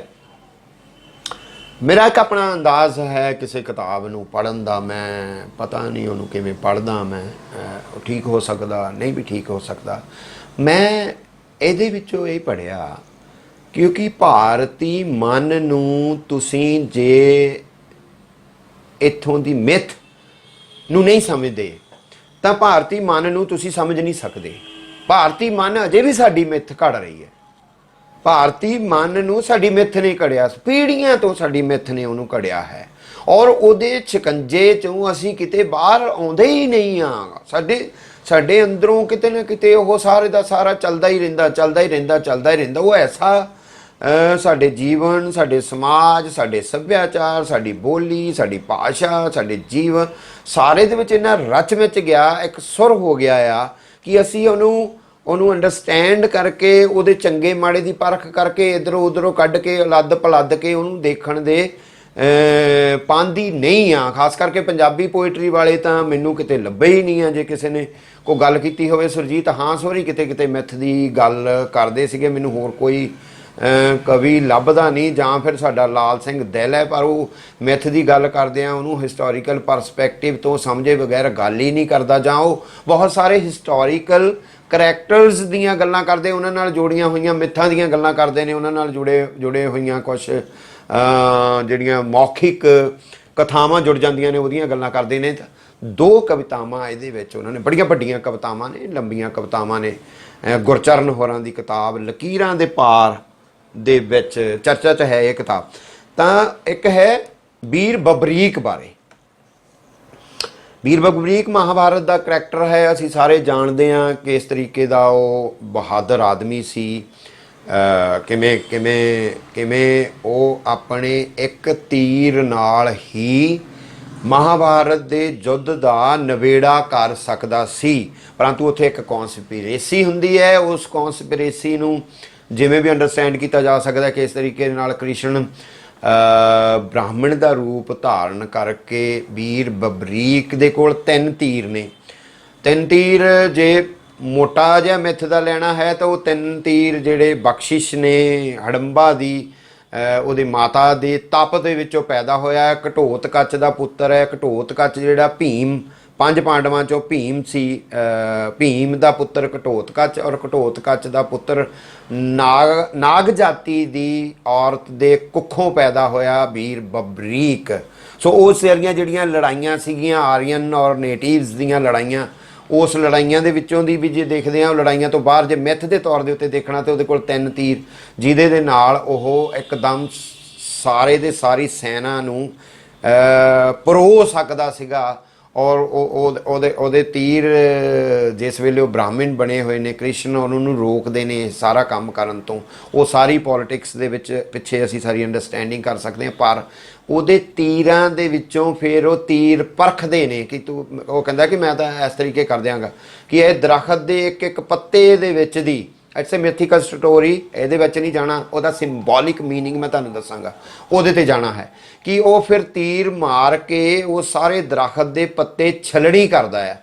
ਪਰੰਤੂ ਕ੍ਰਿਸ਼ਨ ਨੇ ਇੱਕ ਪੱਤਾ ਆਪਣੇ ਪੈਰ ਥੱਲੇ ਲੈ ਲਿਆ ਹੁੰਦਾ ਹੈ, ਤਾਂ ਉਸ ਪੱਤੇ ਦੇ ਵਿੱਚ ਵੀ ਸੁਰਾਖ ਪਾਇਆ ਜਾਂਦਾ ਆ। ਜੇ ਮੈਂ ਖੋਲ੍ਹ ਦਿਆਂ ਉਹਦੀ ਸਾਰੀ ਮਿੱਥ ਦੀ ਕਹਾਣੀ ਨੂੰ, ਤਾਂ ਮੈਥੀਕਲੀ ਉਹਨੂੰ ਸ਼ਰਾਪ ਜਾਂ ਵਰ ਮਿਲਿਆ ਹੋਇਆ ਸੀਗਾ, ਬਾਕੀ ਸਾਰੇ ਸਰੀਰ ਤੇ ਕਿਤੇ ਵਾਰ ਨਾ ਸੀ ਹੋ ਸਕਦਾ, ਉਹਦੀ ਸੱਜੀ ਲੱਤ ਤੇ ਵਾਰ ਹੋ ਸਕਦਾ ਸੀਗਾ, ਔਰ ਉਹ ਸੱਜੇ ਪੈਰ ਦੇ ਉੱਤੇ ਵਾਰ ਕੀਤਾ ਬਬਰੀਕ ਦਾ ਉਸ ਪੱਤੇ ਨੂੰ ਵਿੰਨਣ ਵਾਸਤੇ ਬਾਅਦ ਦੇ ਵਿੱਚ ਜਿਸ ਵੇਲੇ ਜ਼ਰਾ ਨਾਂ ਦਾ ਜਾਂਗਲੀ ਲੜਾਕਾ ਭੀਲ ਬਹਾਦਰ ਦਰਾਵੜ ਜਿਹੜਾ ਹੈ, ਜਿਸ ਵੇਲੇ ਕ੍ਰਿਸ਼ਨ ਵੱਧ ਹੁੰਦਾ ਹੈ ਤਾਂ ਉਹ ਉਹੀ ਬਾਰੀਕ ਥਾਂ ਹੈ ਜਿਹਨੂੰ ਬਬਰੀਕ ਦੇ ਤੀਰ ਨੇ ਕਿਸੇ ਵੇਲੇ ਕਮਜ਼ੋਰ ਕਰ ਦਿੱਤਾ ਸੀਗਾ। ਉਸ ਥਾਂ ਦੇ ਉੱਤੇ ਹੀ ਜਿਹੜਾ ਹੈ ਉਹ ਨਿਸ਼ਾਨਾ ਲੱਗਦਾ ਹੈ ਜ਼ਰੇ ਦੇ ਤੀਰ ਦਾ। ਔਰ ਉਸ ਤੋਂ ਬਾਅਦ ਕ੍ਰਿਸ਼ਨ ਹੋਣੀ, ਕੁਝ ਲੋਕਾਂ ਨੇ ਬੈਕੁੰਠ ਜਾਂਦੇ ਹੋਣਗੇ, ਮੇਰੇ ਲਈ ਟਰਾਈਬਲ ਜਾਂਗਲੀਆਂ ਲੋਕਾਂ ਵਾਸਤੇ ਉਹਨਾਂ ਦੀ ਉੱਥੇ ਉਹ ਜ਼ਰੇ ਦੇ ਹੱਥੋਂ ਮੌਤ ਹੁੰਦੀ ਹੈ। ਉਹ ਜ਼ਰਾ ਜਿਹੜਾ ਖਾਂਡਵ ਬਣ ਦੇ ਜਾਂਗਲੀਆਂ ਦੇ ਵਿੱਚੋਂ ਸੀ ਔਰ ਜਿਨ੍ਹਾਂ ਨਾਗ ਲੋਕਾਂ ਨੇ ਕਸਮਾਂ ਖਾਧੀਆਂ ਹੋਈਆਂ ਸੀਗਾ ਕਿ ਖਾਂਡਵ ਬਣ ਜਲਾ। ਦੇਖੋ ਉਹ ਵੀ ਅਸੀਂ ਇਕਨੋਮੀ ਨਾਲ ਜੋੜ ਕੇ ਹੰਟਿੰਗ ਤੋਂ ਲੈ ਕੇ ਫਿਰ ਉਸ ਵੇਲੇ ਜਿਹੜਾ ਹੈ ਖੇਤੀ ਦਾ ਯੁੱਗ ਸ਼ੁਰੂ ਹੋ ਰਿਹਾ ਹੈ। ਜੇ ਖੇਤੀ ਦਾ ਯੁੱਗ ਸ਼ੁਰੂ ਹੋ ਰਿਹਾ ਤਾਂ ਜੰਗਲ ਪੱਧਰੇ ਕਰਨੇ ਨੇ, ਜੰਗਲ ਪੱਧਰੇ ਕਰਨੇ ਨੇ ਤਾਂ ਉਹਨਾਂ ਨੂੰ ਅੱਗਾਂ ਲਾਉਣੀਆਂ, ਕਟਾਈ ਕਰਨੀਆਂ, ਤੇ ਫਿਰ ਉੱਥੇ ਜਿਹੜੇ ਜਾਂਗਲੀ ਲੋਕ ਰਹੇ ਨੇ ਉਹਨਾਂ ਤੇ ਅਤਿਆਚਾਰ ਹੋਣਾ ਹੈ। ਉਹ ਸਾਰਾ ਖਾਂਡਵ ਬਣਦਾ ਜਦੋਂ ਮਹਾਭਾਰਤ 'ਚ ਅਸੀਂ ਸਾਰਾ ਦੇਖਦੇ ਹਾਂ। ਤੇ ਉਹ ਵੀਰ ਬਬਰੀਕ ਦੇ ਤੀਰ ਨੂੰ ਮੈਂ ਦੇਖ ਰਿਹਾ ਸੀਗਾ ਕਿ ਕਿਤੇ ਨਾ ਕਿਤੇ ਉਸ ਨੇਟਿਵਸ ਦੀ ਲੜਾਈ ਦਾ ਪ੍ਰਤੀਕ ਵਜੋਂ ਮੈਂ ਦੇਖ ਰਿਹਾ ਸੀਗਾ। ਤਾਂ ਉਹ ਸਾਰੀ ਦੀ ਸਾਰੀ ਜਿਹੜਾ ਫਿਰ ਉਹ ਬਬਰੀਕ ਬਾਰੇ ਤਾਂ ਬਹੁਤ ਸਾਰੀਆਂ ਗੱਲਾਂ ਨੇ ਜਿਹਦੇ ਵਿੱਚ ਉਹ ਜਿਵੇਂ ਯੁਧਿਸ਼ਟਰ ਨੂੰ ਕਹਿੰਦਾ ਹੈ ਕਿ ਭਾਈ ਤੇਰੀ ਜਿਹੜੀ ਮਣੀ ਤੂੰ ਅਸ਼ਵਥਾਮੇ ਦੇ ਮੱਥੇ ਤੋਂ ਕੱਢ ਕੇ ਆਪਣੇ ਮੁੱਖ ਤੇ ਲਾਈ ਹੈ ਨਾ, ਉਹਦਾ ਪ੍ਰਹਾਸ ਕਰਦਾ ਹੈ ਕਿ ਤੁਸੀਂ ਕੋਈ ਜੰਗ ਨਹੀਂ ਜਿੱਤੀ ਜਾਂ ਤੁਹਾਡੀ ਕੋਈ ਬਹਾਦਰੀ ਨਹੀਂ ਆ। ਉਹ ਸੁਦਰਸ਼ਨ ਚੱਕਰ ਦੀਆਂ ਗੱਲਾਂ ਕਰਦੇ ਨੇ, ਆਪਾਂ ਉਸ ਪਾਸੇ ਨੂੰ ਜਾਣਾ ਨਹੀਂ ਆ। ਮੈਨੂੰ ਲੱਗਾ ਕਿਤੇ ਨਾ ਕਿਤੇ ਖਟ ਸ਼ਿਆਮ ਕਰ ਦਿੱਤੇ, ਖਾਟੂ ਸ਼ਿਆਮ ਹੋ ਗਏ, ਕਰ ਦਿੱਤੇ ਗਏ। ਬਬਰੀਕ ਦੇ ਕਿਸੇ ਅੰਤਹ ਮਨ ਦੇ ਵਿੱਚ ਪਈ ਹੋਈ ਉਸ ਯੁੱਧ ਦੀ ਜਿਹੜੀ ਵਿਦਿਆ ਹੈ ਉਹਨੂੰ ਗੁਰਚਰਨ ਹੋਰਾਂ ਨੇ ਆਪਣੀ ਇਸ ਪੋਇਮ ਦੇ ਵਿੱਚ ਮੇਰੇ ਖਿਆਲ ਦੇ ਨਾਲ ਉਹਨੂੰ ਰੀਕਾਲ ਕਰਦਿਆਂ ਕਿਤੇ ਨਾ ਕਿਤੇ ਇਜ਼ਹਾਰ ਐਸਾ ਕੀਤਾ ਕਿ ਜਿਵੇਂ ਉਹ ਇਸ ਹਿਸਟੋਰੀਕਲ ਪਰਸਪੈਕਟਿਵ ਦੇ ਵਿੱਚ ਦੇਖ ਰਹੇ ਹੋਣ ਬਬਰੀਕ ਨੂੰ, ਜਿਹਦੇ ਨਾਲ ਕਿਤੇ ਨਾ ਕਿਤੇ ਅਨਿਆਂ ਹੋ ਗਿਆ, ਉਹ ਧਰਮ ਦੇ ਨਾਂ 'ਤੇ ਅਨਿਆਂ ਹੋ ਗਿਆ, ਉਹ ਜਿਸ ਵੀ ਨਾਂ ਦੇ ਉੱਤੇ ਅਨਿਆਂ ਹੋ ਗਿਆ ਤਾਂ ਉਹਨੂੰ ਪਰ ਮੈਂ ਉਹਦੇ ਵਿੱਚੋਂ 2-4 ਲਾਈਨਾਂ ਤੁਹਾਨੂੰ ਉਹਨਾਂ ਦੇ ਇੱਕ ਅੰਦਾਜ਼ ਦੇ ਤੌਰ ਦੇ ਉੱਤੇ ਕਿਵੇਂ ਉਹ ਦੱਸਦਾ ਹੈ ਕ੍ਰਿਸ਼ਨ ਨੂੰ ਕਿ ਮੈਂ ਕੌਣ ਹਾਂ। ਬਬਰੀਕ ਤਾਂ ਮੈਂ ਘਟੋਤ ਕੱਚ ਦੀ ਅੰਸ਼ ਹਾਂ, ਨਾਗ ਕੰਨਿਆ ਅਹਿਲਾਵਦ ਦਾ ਜਾਇਆ, ਮਾਂ ਦੀ ਪਾਲਕ ਗੁਰੂ ਦੀਨ ਦੁਨੀਆ, ਮਾਂ ਨੇ ਹਰ ਪਾਠ ਪੜ੍ਹਾਇਆ, ਜੋਧਿਆਂ ਦਾ ਜਲੌ ਤੱਕਣ ਮੈਂ ਰਣ ਭੂਮੀ ਆਇਆ, ਮਾਂ ਨੇ ਇੰਨਾ ਸਮਝਾਇਆ, ਬਲਹੀਣਾ ਦਾ ਬਲ ਬਣੀ, ਲੋੜਵੰਦਾਂ ਦਾ ਸਾਇਆ, ਮੈਂ ਸ਼ਿਵ ਦਾ ਉਪਾਸਕ, ਮਾਂ ਦੁਰਗਾ ਤੋਂ ਵਰ ਪਾਇਆ, ਮੈਂ ਨਾਗ ਕੰਨਿਆ ਦਾ ਜਾਇਆ। ਔਰ ਉਹ ਨਾਗ ਕੰਨਿਆਵਾਂ ਦੀਆਂ ਜਿਹੜੀਆਂ ਬਹੁਤ ਸਾਰੀਆਂ ਕਥਾਵਾਂ ਨੇ ਜਿਹੜੀਆਂ ਸਾਡਾ ਦਿਲ ਬਾਰ-ਬਾਰ ਅਜੇ ਤਾਂ ਸੁੱਤਾ ਘੂਕ ਪਿਆ ਸੀ, ਨਾਗ ਲੋਕ ਤੇ ਨੈਣਾ ਵਿੱਚ ਲਿਖਿਆ ਸੀ ਨਾਗ ਲੋਕ, ਜਿਹਨੂੰ ਯਾਦ ਕਰਦਾ ਹੈ ਸਾਡਾ ਲਾਲ ਸਿੰਘ ਦਿਲ। ਤਾਂ ਉਸ ਸਾਰੇ ਨਾਗ ਲੋਕਾਂ ਦੀਆਂ ਲੜਾਈਆਂ ਦੇ ਵਿੱਚੋਂ ਵੀਰ ਬਬਰੀਕ ਦੀ ਲੜਾਈ ਜਾਂ ਉਹਦੇ ਜੀਵਨ ਨੂੰ ਰੀਕਾਲ ਕਰਨਾ, ਉਹਦੀ ਮੈਥ ਨੂੰ ਅੰਡਰਸਟੈਂਡ ਕਰਨਾ, ਲੈ ਕੇ ਆਉਣਾ। ਮੈਨੂੰ ਲੱਗਾ ਕਿ ਪੰਜਾਬੀ ਪੋਇਟਰੀ ਦੇ ਵਿੱਚ ਧੰਨ ਭਾਗ ਹੈ ਜੇ ਇਹੋ ਜਿਹੀਆਂ ਗੱਲਾਂ ਹੋਣ ਲੱਗੀਆਂ ਨੇ। ਤਾਂ ਮੈਂ ਨਵਤੇਜ ਭਾਰਤੀ ਨੂੰ ਯਾਦ ਕਰ ਸਕਦਾ, ਸਾਡੇ ਬਾਬੇ ਲੋਕ ਨੇ ਉਹ ਬਜ਼ੁਰਗ ਸਾਡੇ। ਲੀਲਾ ਨਵਤੇਜ ਭਾਰਤੀ ਔਰ ਜਿਵੇਂ ਰੋਡੇ ਹੋਰਾਂ ਦੀ ਕਿਤਾਬ ਲੀਲਾ, ਉਹ ਵੀ ਲੀਲਾ ਹੀ ਹੈ ਆਪਣੇ ਆਪ ਦੇ ਵਿੱਚ ਖਾਸਾ, ਬਹੁਤ ਅੱਛੀ ਪੋਇਟਰੀ। ਉਹਦੇ ਵਿੱਚ ਉਹਨਾਂ ਨੇ ਕੁਛ ਐਸੀਆਂ ਨਿਸ਼ਾਨਦੇਹੀਆਂ ਉਹਨਾਂ ਕਰੈਕਟਰਸ ਦੀਆਂ ਕੀਤੀਆਂ ਸੀਗੀਆਂ ਜਿਹਦੇ ਵਿੱਚੋਂ ਮੈਨੂੰ ਸਭ ਤੋਂ ਮਹੱਤਵਪੂਰਨ ਜਿਹੜਾ ਉਹ ਸਰੂਪਨਖਾ ਦੇ ਕਰੈਕਟਰ ਨੂੰ ਲੈ ਕੇ ਲਿਖੀ ਹੋਈ ਉਹਨਾਂ ਦੀ ਕਵਿਤਾ ਸੀ ਨਵਤੇਜ ਭਾਰਤੀ ਹੋਰਾਂ ਦੀ। ਤਾਂ ਮੈਨੂੰ ਲੱਗਾ ਕਿ ਇਸ ਤਰੀਕੇ ਦੇ ਜਿਵੇਂ ਸਾਡੇ ਮਨਮੋਹਨ ਬਾਵਾ ਹੋਰੀ ਇਹਨਾਂ ਦਮਿਤ ਧਿਰਾਂ ਨੂੰ ਹਾਸ਼ੀਆਕ੍ਰਿਤ ਕਰ ਦਿੱਤੀਆਂ ਗਈਆਂ ਧਿਰਾਂ ਨੂੰ ਮਿੱਥ 'ਚੋਂ ਨਿਸ਼ਾਨਦੇਹੀ ਕਰਕੇ, ਕਾਲੇ ਕਬੂਤਰ ਤੋਂ ਲੈ ਕੇ ਉਹ ਨਰ ਬਲੀ ਤੱਕ ਦੀਆਂ ਉਹਨਾਂ ਦੀਆਂ ਸਾਰੀਆਂ ਕਹਾਣੀਆਂ ਅਸੀਂ ਯਾਦ ਕਰ ਸਕਦੇ ਹਾਂ ਹੁਣ ਤੱਕ। ਬਾਬਾ ਜੀ ਨੇ ਬਹੁਤ ਅੱਛਾ ਕੰਮ ਕੀਤਾ ਹੋਇਆ ਹੈ। ਤਾਂ ਮੈਨੂੰ ਲੱਗਾ ਗੁਰਚਰਨ ਹੋਰਾਂ ਨੇ ਪੋਇਟਰੀ ਦੇ ਵਿੱਚ ਇੱਕ ਨਵਾਂ ਕੰਮ ਕੀਤਾ ਤੇ ਸਾਨੂੰ ਵੈਲਕਮ ਕਰਨਾ ਬਣਦਾ ਆ। ਔਰ ਦੂਸਰਾ ਕਰੈਕਟਰ ਹੈ ਕਸਤੂਰੀ ਦੀ ਤਲਾਸ਼ 'ਚ ਭਟਕਦੀ ਹਿਰਨੀ ਅਮਰਪਾਲੀ। ਔਰ ਉਹ ਕਸਤੂਰੀ ਕੀ ਹੈ ਅਮਰਪਾਲੀ ਦਾ ਵੀ ਅਸੀਂ ਸਾਰੇ ਦੇ ਸਾਰੇ ਉਹ ਕਿਵੇਂ ਬਿੰਬੀਸਾਰ ਨਾਲ ਤਿੰਨ ਨਰੇਟਿਵ ਨੇ ਹਿਸਟਰੀ ਦੇ ਵਿੱਚ ਜਾਂ ਮੌਖਿਕ ਇਤਿਹਾਸ 'ਚ ਜਾਂ ਕਲਚਰ ਜਾਂ ਲਿਟਰੇਚਰ ਦੇ ਵਿੱਚ। ਉਹਦੇ ਪਹਿਲਾ ਹੈ ਉਹਦਾ ਨਰਤਕੀ ਦਾ, ਉਹਦਾ ਅਮੀਰ ਰੂਪ, ਉਹਦਾ ਵਿਸ਼ਾਲੀ ਦੀ ਨਗਰ ਵਧੂ ਦਾ ਰੂਪ, ਉਹਦੀ ਖੂਬਸੂਰਤੀ ਔਰ ਉਹਦਾ ਅਮੀਰਪੁਣਾ, ਔਰ ਉਹਦਾ ਸਭ ਤੋਂ ਅਹਿਮ ਪੱਖ ਹੈ ਕਿ ਆਰਟੀਜ਼ਨ ਹੈ ਉਹ ਨਰਤਕੀ। ਐਸੀ ਆਰਟ ਦੀ ਉਹ ਦੇਵੀ ਹੈ, ਐਸਾ ਉਹਦੇ ਕੋਲ ਕਿਆ, ਔਰ ਉਹ ਵੀ ਨੇਟਿਵ ਚੋਂ ਵੀ ਜਾਂ ਟਰਾਈਬਸ ਦੀ। ਔਰ ਫਿਰ ਉਹ ਸਾਰੇ ਦਾ ਸਾਰਾ ਨਗਰ ਵਧੂ ਕਿਵੇਂ ਬਣਨਾ ਉਹਦਾ। ਫਿਰ ਸੈਕੰਡ ਨਰੇਟਿਵ ਜਿਹੜਾ ਬਿੰਬੀਸਾਰ ਦੇ ਨਾਲ ਉਹਦੀ ਇਸ਼ਕ ਦੀ ਗੱਲ ਹੈ। ਤਾਂ ਮੈਂ ਉਹ ਦੇਖ ਰਿਹਾ ਸੀਗਾ ਕਿ ਇਹ ਸੈਕੰਡ ਨਰੇਟਿਵ ਦੇ ਵਿੱਚ ਉਹਦੀ ਅਰਲੀ ਲਾਈਫ ਨੂੰ ਲੈ ਕੇ, ਉਹਦੇ ਨਰਤਕੀ ਦੀ ਲਾਈਫ ਨੂੰ ਲੈ ਕੇ, ਜਾਂ ਬਿੰਬੀਸਾਰ ਦੀ ਲੜਾਈਆਂ ਤੇ ਮੁੜ ਕੇ ਉਹਦੇ ਇਸ਼ਕ 'ਚ ਪੈ ਜਾਣ ਨੂੰ ਲੈ ਕੇ, ਤਾਂ ਉਹਦੀ ਜਿਹੜੀ ਹਾਈ ਸਪਿਰਿਟ ਹੈ, ਜਿਹੜੀਆਂ ਉਹਦੀਆਂ ਉੱਚੀਆਂ, ਮੁੜ ਕੇ ਫਿਰ ਗਿਲਗਿਤ ਦੇ ਵਿੱਚ ਕੁਛ ਐਸੀਆਂ ਨਰੇਟਿਵਸ ਨੇ, ਐਸੀਆਂ ਕਥਾਵਾਂ ਨੇ, ਐਸੀਆਂ ਮਿੱਥਾਂ ਨੇ, ਉਹਦੇ ਬਾਰੇ ਕਹਾਣੀਆਂ ਨੇ, ਜਿਹਦੇ ਵਿੱਚ ਉਹ ਕਿਵੇਂ ਫਿਰ ਬੁੱਧਿਜ਼ਮ ਦੇ ਵਿੱਚ ਉਹਦਾ ਮਹਾਤਮਾ ਬੁੱਧ ਆਉਂਦੇ ਨੇ, ਉਹਦੇ ਘਰ ਆਉਂਦੇ ਨੇ। ਅਸੀਂ ਜਾਣਦੇ ਹਾਂ ਉਹਨਾਂ ਦੇ ਪ੍ਰੀ ਨਿਰਵਾਣ ਤੋਂ ਪਹਿਲਾਂ ਦਾ ਉਹ ਸਾਰੀ ਦੀ ਸਾਰੀ ਹੈ, ਔਰ ਕਿਵੇਂ ਫਿਰ ਉਹ ਔਰਤ ਖਾਸ ਕਰ ਨਰਤਕੀ ਨੂੰ ਫਿਰ ਉਹਦਾ ਬੁੱਧਿਜ਼ਮ 'ਚ ਕਨਵਰਟ ਹੋ ਜਾਣਾ। ਸੋ ਉਹਦੀ ਉਹ ਜਿਹੜੀ ਹਾਈ ਸਪਿਰਿਟ ਫਿਰ ਗਿਲਗਿਤ 'ਚ ਜਾ ਕੇ ਜਿਹੜੇ ਨਰੇਟਿਵ ਅਮਰਪਾਲੀ ਬਾਰੇ ਹੈ, ਉਹ ਬਹੁਤ ਜ਼ਿਆਦਾ ਉਹਦੀ ਜਿਹੜੀ ਹਾਈ ਐਸਟੀਮ ਆ ਜਿਹੜੀ ਉਹਦੇ 'ਤੇ ਉਹ ਤੁਹਾਨੂੰ ਉੱਥੇ ਨਰੇਟਿਵ ਮਿਲ ਜਾਂਦੇ ਨੇ। ਤਾਂ ਅਮਰਪਾਲੀ ਹੋਰਾਂ ਦੇ ਇਸੇ ਤਰੀਕੇ ਦੇ ਐਸਟੀਮ ਨੂੰ, ਹਾਈ ਐਸਟੀਮ ਨੂੰ, ਉੱਚੇ ਦੁਮਾਲੜੇ ਹੋਣ ਨੂੰ, ਉਹਦੇ ਬੁੱਧਿਸਟ ਦੇ ਵਿੱਚ, ਬੁੱਧਿਜ਼ਮ ਦੇ ਵਿੱਚ ਚਲੇ ਜਾਣ ਨੂੰ, ਉਹਦੇ ਆਰਟੀਜ਼ਨਸ਼ਿਪ ਨੂੰ, ਉਹਦੀ ਕਲਾਕਾਰੀ ਨੂੰ ਜਿਹੜਾ ਹੈ ਉਹ ਗੁਰਚਰਨ ਹੋਰਾਂ ਨੇ ਇੱਕ ਲੰਬੀ ਪੋਇਮ ਹੈ ਅਮਰਪਾਲੀ ਵਾਲੀ। ਇਹਦੇ ਵਿੱਚੋਂ ਵੀ ਇੱਕ ਦੋ ਚਾਰ ਲਾਈਨਾਂ ਮੈਂ ਤੁਹਾਨੂੰ ਦੱਸ ਹੀ ਦਿੰਦਾ ਕਿ ਉਹ ਹੈ ਕੀ ਸੀ ਅਮਰਪਾਲੀ ਦਾ। ਸੁਹੱਪਣ ਦੀ ਗੱਲ ਕਰਦੇ ਹਾਂ, ਜਿਹੜਾ ਕਰਦੇ ਨੇ ਕਿ ਅਚਾਨਕ ਚੁੱਪ ਤਿੜਕੀ, ਅਲੌਕਿਕ ਆਲਮ ਦੀ ਸੀ ਉਹ ਘੜੀ, ਕਹੀ ਚਾਨਣੀ ਸੀ ਰੂਪਵਤੀ ਦਰਾਂ ਅੰਦਰ ਆ ਖੜੀ, ਪੁੰਨਿਆਂ ਦੀ ਚਾਨਣੀ ਕੰਬਦੀ ਨਾ ਡੋਲਦੀ, ਬੋਲਦੀ ਹੈ ਕੀ ਚੰਨ ਦਾ ਅਪਰਾਧ ਹੈ ਅੰਬਰ 'ਚ ਲਿਸ਼ਕਣਾ, ਕਿ ਫੁੱਲ ਦਾ ਜੁਰਮ ਹੈ ਰੰਗਾਂ 'ਚ ਮਹਿਕਣਾ, ਅਸ਼ਟਕੁਲ ਦਾ ਕਿਹਾ ਫੈਸਲਾ ਜੋ ਸੂਲ ਬਣ ਅੱਡੀ 'ਚ ਪੁੜ ਗਿਆ, ਮੈਂ ਨਾਰ ਹਾਂ ਕਿ ਵਸਤ ਕੋਈ ਭੋਗ ਦੀ, ਕਿਹੇ ਪਤਵੰਤਿਆਂ ਦੀ ਇਹ ਸਭਾ ਜੋ ਨਗਨਤਾ ਦਾ ਭੋਜ ਕਰਨਾ ਲੋਚਦੀ।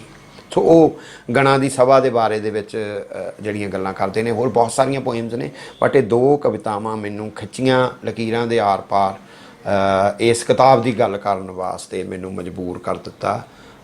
ਇਹਨਾਂ ਨੂੰ ਵੀ ਵਧਾਈ ਹੈ, ਗੁਰਚਰਨ ਹੋਰੀ ਸੀਨੀਅਰ ਲੋਕ ਨੇ। ਅਸੀਂ ਪਤਾ ਨਹੀਂ, ਮੈਂ ਤਾਂ ਇੱਕ ਬੀਂਗ ਪਾਠਕ ਦੇ ਤੌਰ ਦੇ ਉੱਤੇ ਇਸ ਕਿਤਾਬ ਨੂੰ ਪੜ੍ਹਿਆ ਜਦੋਂ, ਤਾਂ ਮੈਨੂੰ ਲੱਗਿਆ ਕਿ ਇਹਦੀ ਗੱਲ ਕਰਨੀ ਬਣਦੀ ਹੈ। ਇਸ ਕਿਤਾਬ ਦੇ ਵਿੱਚ ਐਡਿਟ ਕਰਕੇ ਆਈ ਹੈ ਸਾਡੇ ਕੋਲ, ਅਮੋਲਕ ਹੋਰਾਂ ਨੇ ਐਡਿਟ ਕੀਤੀ ਹੈ। ਮੈਂ ਤੁਹਾਨੂੰ ਦੱਸਿਆ ਜਿਹੜੀ ਲਾਕਡਾਊਨ ਦੌਰਾਨ ਕਵਿਤਾਵਾਂ ਲਿਖੀਆਂ ਗਈਆਂ, ਫੇਸਬੁੱਕ 'ਤੇ ਪਾਈਆਂ ਗਈਆਂ ਜਾਂ ਇੱਧਰ ਉੱਧਰ ਗਾਹੇ ਬਗਾਹੇ ਛਪੀਆਂ, ਤਾਂ ਉਹਨਾਂ ਵਿੱਚੋਂ ਇੱਕ ਕਵਿਤਾ ਤੁਹਾਡੇ ਨਾਲ ਬਹੁਤ ਜ਼ਰੂਰੀ ਹੈ ਇਹਦੇ ਵਿੱਚੋਂ ਸਾਂਝੀ ਕਰਨੀ, ਕਿਉਂਕਿ ਇਹ ਕਿਤਾਬ ਆਪਣੇ ਆਪ ਦੇ ਵਿੱਚ ਇੱਕ ਡਾਕੂਮੈਂਟ ਬਣ ਗਈ ਹੈ। ਇਹਦੇ ਵਿੱਚ ਉਹ ਜਾਮੀਆ ਇਸਲਾਮੀਆ ਯੂਨੀਵਰਸਿਟੀ ਦੇ ਸਟੂਡੈਂਟਸ ਦਾ ਜਿਹੜਾ ਸਮੂਹ ਗਾਨ ਵੀ ਸ਼ਾਮਲ ਕੀਤਾ ਉਹਨਾਂ ਨੇ। ਬਹੁਤ ਸਾਰੇ ਰਾਈਟਰ ਸਾਡੇ ਪਾਲ ਕੌਰ ਹੋਰੀ, ਸ਼ਬਦੀਸ਼, ਨਵੇਂ ਲਿਖਣ ਵਾਲੇ ਸ਼ੇਖਰ ਹੋਰੀ, ਸਰਬਜੀਤ ਸੋਹੀ ਹੋਰੀ, ਸੁਖਪਾਲ ਸੰਘੇੜਾ ਹੋਰੀ, ਜਿੰਨੇ ਵੀ ਰਾਈਟਰ ਨੇ, ਸੁਰਜੀਤ ਜੱਜ, ਬਹੁਤ ਸਾਰੇ ਐਸੇ ਨਾਮ ਨੇ, ਸੁਰਿੰਦਰ ਤੰਜਲ ਹੋਰੀ। ਇਹਦੇ ਵਿੱਚ ਇੱਕ ਕਵਿਤਾ ਜਿਹੜੀ ਹੈ ਉਹ ਹਿਮਾਚਲ ਤੋਂ ਲਿਖੀ ਹੈ। ਇਹ ਕਵਿਤਾ ਹਿਮਾਚਲ ਦੇ ਦੋਸਤ ਦੀ ਹੈ, ਵਿਵੇਕ ਡੀ ਭਾਰਦਵਾਜ ਨੇ ਦਦਾਹੂ ਤੋਂ, ਹਿਮਾਚਲ ਪ੍ਰਦੇਸ਼ ਤੋਂ। ਉਹ ਕਵਿਤਾ ਦਾ ਨਾਮ ਹੈ ਕਰਫਿਊ। ਇਹ ਕਵਿਤਾ ਇਸ ਕਰਕੇ ਮਹੱਤਵਪੂਰਨ ਹੈ। ਇਹਨਾਂ ਕਵਿਤਾਵਾਂ ਦੀ ਗੱਲ ਕਰਦੇ ਹਾਂ ਕਿ ਸਾਡੇ ਸਮਿਆਂ ਦਾ ਜੋ ਟਰੂਥ ਹੈ, ਜੋ ਸੱਚ ਹੈ, ਜੋ ਕੌੜਾ ਸੱਚ ਹੈ, ਜੋ ਅੱਗ ਹੈ, ਉਹਦੇ ਰੂਬਰੂ ਕਿਵੇਂ ਹੋ ਰਹੇ ਨੇ ਲੋਕ। ਇਸ ਕਿਤਾਬ ਦੇ ਵਿੱਚੋਂ ਸਿਰਫ ਇੱਕ ਕਵਿਤਾ ਦੱਸਦਿਆਂ ਤੁਹਾਨੂੰ ਪਤਾ ਲੱਗ ਜਾਏਗਾ ਇਹਦਾ ਅਹਿਸਾਸ ਕੀ ਹੈ, ਇਹਨਾਂ ਕਵਿਤਾਵਾਂ ਦੀ ਫੀਲਿੰਗਸ ਕੀ ਨੇ। ਤਾਂ ਉਹ ਕਸ਼ਮੀਰੀ ਦੋਸਤ ਦਾ ਖਤ ਆਉਂਦਾ ਹੈ ਉਸ ਪਾਤਰ ਨੂੰ, ਉਸ ਕਵੀ ਨੂੰ। ਉਹਨੇ ਲਿਖਿਆ ਕਿ ਤੁਹਾਡੇ ਇੱਧਰ ਕਰਫਿਊ ਲੱਗਿਆ ਆ, ਇਹਤਿਆਤ ਨਾਲ ਰਹਿਣਾ, ਪਾਣੀ ਘੱਟ ਡੋਲਣਾ, ਨਮਕ ਸੰਜਮ ਨਾਲ ਵਰਤਣਾ, ਚਾਹ ਕੇਸਰ ਦੀ ਵੀ ਬਣਾਈ ਜਾ ਸਕਦੀ ਆ, ਆਟੇ 'ਚ ਲੂਣ ਮਿਲਾ ਕੇ, ਰੋਟੀ ਤਾਂ ਪਾਣੀ ਉਬਾਲ ਕੇ ਵੀ ਖਾਧੀ ਜਾ ਸਕਦੀ ਆ, ਚੌਲਾਂ ਦੀ ਪਿੱਛ ਨੂੰ ਤੜਕਾ ਲਾ ਲਓ, ਇੱਕ ਡੰਗ ਦੀ ਸਾਲਣ ਜਿਹਨੂੰ ਕਸ਼ਮੀਰੀ ਕੜੀ ਉਹ ਵੀ ਬਣਾਈ ਜਾ ਸਕਦੀ ਆ, ਆਟਾ ਇੱਕ ਦਿਨ ਪਹਿਲਾਂ ਗੁੰਨਣਾ, ਪੋਸ਼ਣ ਖਤਮ ਹੋ ਜਾਂਦਾ, ਕੁਪੋਸ਼ਿਤ ਜ਼ਿਆਦਾ ਖਾਧੀ ਜਾਂਦੀ ਆ, ਗੁੜ ਤੇ ਗਰਮ ਪਾਣੀ 'ਚ ਭਿਓ ਕੇ ਖਾਧੀ, ਬੇਹੀ ਰੋਟੀ ਵੀ ਰੋਟੀ ਹੁੰਦੀ ਹੈ ਮੇਰੇ ਭਾਈ। ਤਾਂ ਉਹ ਕੁਛ ਹਦਾਇਤਾਂ ਜਿਹੜੀਆਂ ਕਰਫਿਊ ਦੇ ਵਿੱਚ, ਕਿ ਭਾਈ ਜੇ ਦਾਦੀ ਦੇ ਜਾਂ ਦਾਦੇ ਦੇ ਗੋਡੇ ਦੁਖਦੇ ਨੇ ਤਾਂ ਉਹਦੇ 'ਤੇ ਥੋੜ੍ਹਾ ਜਿਹਾ ਦੇਸੀ ਘੀ ਗਰਮ ਕਰਕੇ ਲਾ ਦਿਓ, ਬਾਹਰ ਨਾ ਨਿਕਲਿਓ, ਜੇ ਕੋਈ ਮਿਲਟਰੀ ਵਾਲਾ ਜਾਂ ਪੁਲਿਸ ਵਾਲਾ ਆਉਂਦਾ ਤਾਂ ਘੱਟ ਦਰਵਾਜ਼ਾ ਖੋਲ੍ਹਿਓ, ਹੂੰ ਹਾਂ ਹੀ ਕਿਉਂ, ਜ਼ਿਆਦਾ ਨਾ ਬੋਲਿਓ, ਖਿੜਕੀ 'ਚ ਗੁਆਂਢੀਆਂ ਨਾਲ ਗੱਲਾਂ ਕਰ। ਮਾਈ ਗੋਡ ਯਾਰ, ਤੁਹਾਡੇ ਰੌਂਗਟੇ ਖੜੇ ਹੋ ਜਾਂਦੇ ਨੇ, ਇੰਨਾ ਡੈਫਥ 'ਚ ਚਲੇ ਜਾਂਦਾ, ਹਲਕੀਆਂ ਹਲਕੀਆਂ ਗੱਲਾਂ ਕਰਦਾ ਕਿ ਖਿੜਕੀ 'ਚੋਂ ਗੁਆਂਢੀਆਂ ਨਾਲ ਗੱਲ ਕਰਨਾ ਨਾ ਭੁੱਲਿਓ ਯਾਰ। ਓਹੋ ਕਰਫਿਊ ਹੈ, ਕੋਈ ਗੱਲ ਨਹੀਂ, ਉਧਾਰ ਲੈ ਲੈਣਾ ਚਾਹੀਦਾ, ਜੇ ਤੁਹਾਡੇ ਕੋਲ ਨਹੀਂ ਹੈ ਤਾਂ ਗੁਆਂਢ ਤੋਂ ਉਧਾਰ ਲੈ ਲਿਓ, ਉਧਾਰ ਲੈਣ ਦੇਣ 'ਚ ਕੀ ਸ਼ਰਮ ਆ ਕਹਿੰਦਾ। ਔਰ ਦਹਿਸ਼ਤ ਤੋਂ ਬਾਅਦ ਅਮਨ ਚੈਨ ਦੇ ਸਮੇਂ 'ਚ ਮੋੜ ਦੇਣਾ। ਪਰ ਇਸ ਕਵਿਤਾ ਦਾ ਸਿਖਰ ਇੱਥੇ ਆ ਜਾਂਦਾ ਆ ਜਿਸ ਵੇਲੇ ਉਹ ਉਹਨਾਂ ਨੂੰ ਕਹਿੰਦਾ ਆ, ਹਿਮਾਚਲੀਆਂ ਨੂੰ, ਉਹ ਕਸ਼ਮੀਰੀ ਜਿਹੜਾ ਦੋਸਤ ਖਤ ਲਿਖ ਰਿਹਾ ਹਿਮਾਚਲੀਆਂ ਨੂੰ, ਉਹ ਉਸ ਵੇਲੇ ਖੂਨ ਦੇ ਹੰਝੂ, ਪਾਠਕ ਵੀ ਰੋਂਦਾ ਔਰ ਕਵੀ ਵੀ ਰੋਇਆ ਹੋਏਗਾ ਨੈਚੁਰਲੀ। ਕਹਿੰਦਾ ਬਸ ਥੋੜ੍ਹੇ ਦਿਨਾਂ ਦੀ ਗੱਲ ਹੈ, ਤੁਸੀਂ ਕਿਹੜਾ ਸਾਡੇ ਵਾਂਗ ਕਰਫਿਊ ਵਿੱਚ ਉਮਰ ਗੁਜ਼ਾਰਨੀ ਹੈ। ਮਾਈ ਗॉड, ਕਿਸ ਕਸ਼ਮੀਰੀ ਦੇ ਅਹਿਸਾਸ ਨੂੰ ਇੰਨੀ ਸੰਵੇਦਨਾ, ਇੰਨੀ ਤਰਲਤਾ, ਇੰਨੇ ਦਰਦ, ਇੰਨੇ ਜ਼ਖਮ, ਇੰਨਾ ਕਿੰਨੀ ਪੀੜ ਸਹੀ ਹੋਏਗੀ ਇਹ ਲਾਈਨ ਲਿਖਦਿਆਂ ਕਿ ਭਾਈ ਕਰਫਿਊ ਤੁਹਾਡੇ ਖਤਮ ਹੋ ਜਾਣਾ, ਤੁਸੀਂ ਕਿਹੜਾ ਉਮਰ ਗੁਜ਼ਾਰਨੀ ਹੈ ਸਾਡੇ ਵਾਂਗੂ। ਔਰ ਉਸ ਕਰਫਿਊ ਦੀ ਉਮਰ ਦਾ ਅਹਿਸਾਸ ਕਰਵਾਉਂਦੀਆਂ ਇਹੋ ਜਿਹੀਆਂ ਕਵਿਤਾਵਾਂ ਜਿਹੜੀਆਂ ਨੇ, ਸਿਰ ਝੁਕ ਜਾਂਦਾ ਇਹਨਾਂ ਲੋਕਾਂ ਦੇ ਸਾਹਮਣੇ, ਇਹਨਾਂ ਕਵੀਆਂ ਦੇ ਸਾਹਮਣੇ। So thank you very much.